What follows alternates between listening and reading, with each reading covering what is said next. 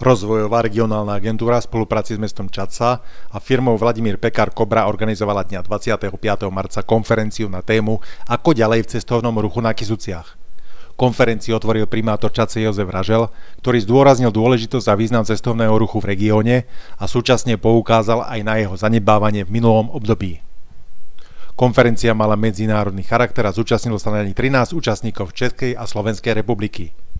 Za mesto Čadca a regionálnu rozvojovú agentúru Kysuce vystúpil s príspevkom Šance Vali a možnosti využitia cestovného ruchu riaditeľ Peter Bronček, ktorý sa v súčasnosti s mestom usiluje o koordináciu a aktivizáciu ekonomického a spoločenského rozvoja regiónu a naštartovanie rozvoja jeho cestovného ruchu.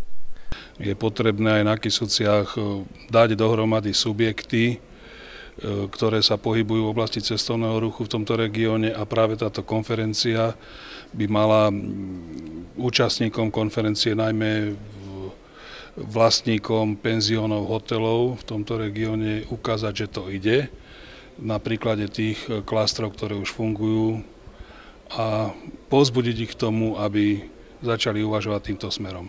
Na programe konferencie boli klastre cestovného ruchu v rámci regiónu ako nástroj združovania činností v cestovnom ruchu, spolupráca pri podpore cestovného ruchu v Tešinských Beskydách a rozvoj cestovného ruchu z pohľadu miestnej samosprávy.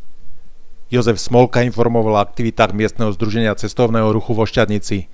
Stanislav Vlkovič informoval o obľúbenom zimnom stredisku Ski Makov. V rámci programu vystúpil majiteľ hotela Marlen vo Ošťadnici Lubomír Kubla, ktorý prezentuje svojimi aktivitami celé Kysuce. Vsadili sme troška na také ľudové tradície. Príklad poviem, teraz bude Veľká noc, tak osobne všetkých hostí, ktorí budú ubytovaní v našom hoteli, tak osobne ich vyšibem, vyoblievam.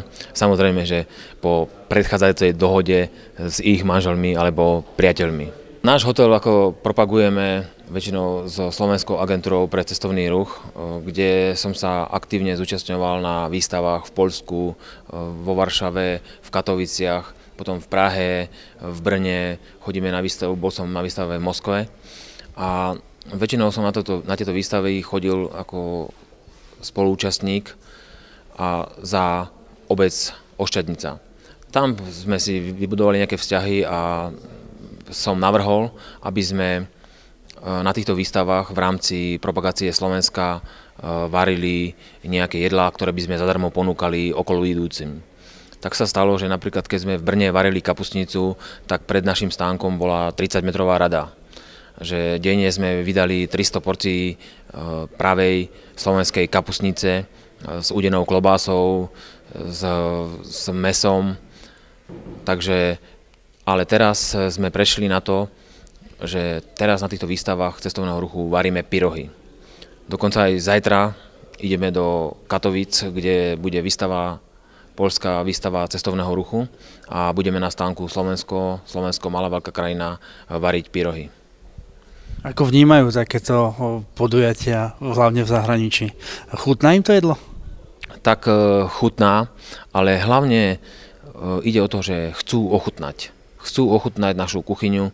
Viete, je to malý priestor na tom výstavisku, ale snažíme sa, my to robíme priamo pred tými ľuďmi, že uvaríme zemiaky, spravíme cesto, povytláčame, naplníme brinzu, keď sa pyrohy uvaria, pridáme škvarky a troška smotany, dáme to na tanier a ponúkneme týmto hosťom. V bode význam a postavenie informačných kancelárií v regióne vystúpila Dagmar Labáková, riaditeľka Kysuckého informačného centra v Čadci. Tak informačná kancelária vlastne podáva informácie, ktoré získava od jednotlivých subjektov, ktoré pôsobia v cestovnom ruchu, a podáva ich samozrejme klientom, ktorí prídu na návštevu do Čadce alebo do blízkeho okolia, a oboznamuje ich s možnosťami cestovného ruchu na území mesta a v širokom okolí. Snažíme sa do budúcna urobiť aj webovú stránku, na ktorej sa teraz momentálne pracuje, kde budú všetky informácie, čo sa týka informačnej kancelárie a takisto kultúrneho informačného centra. Takže budú tu informácie, čo sa týka turizmu, cestovného ruchu a taktiež kultúry.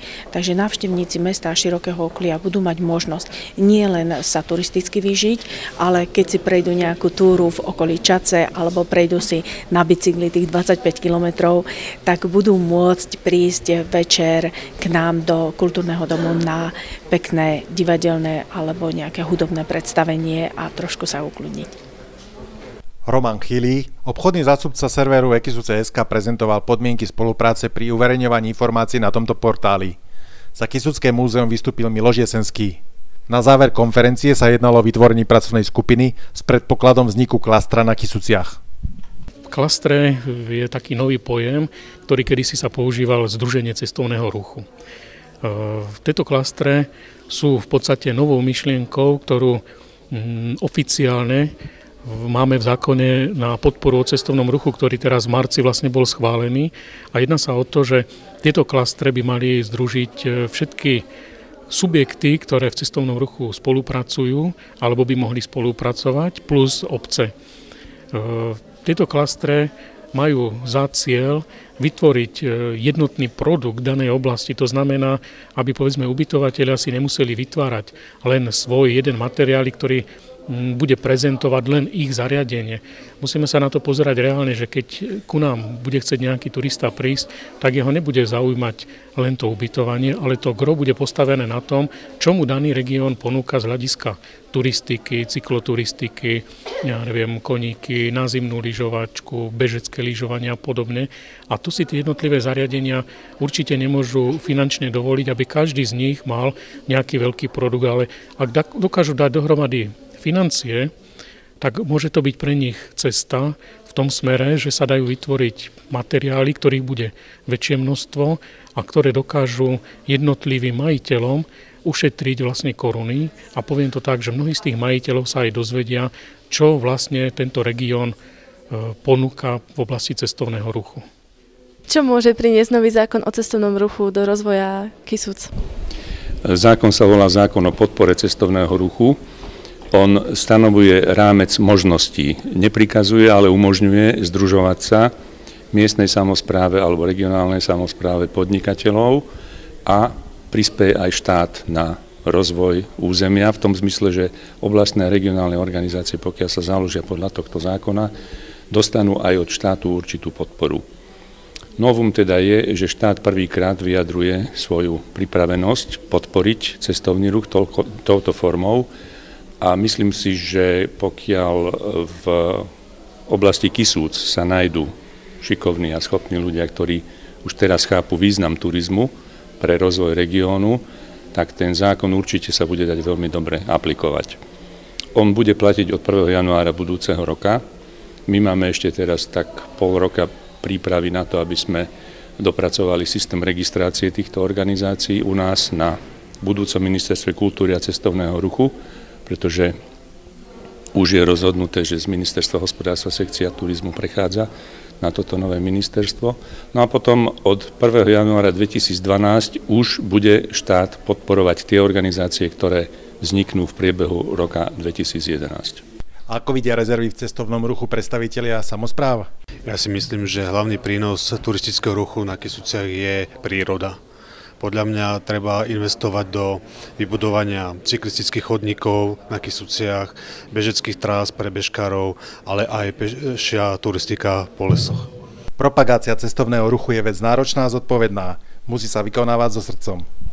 Ja ešte niekedy, keď som na výstavách, tak chodím v kroji a plieskam bičom.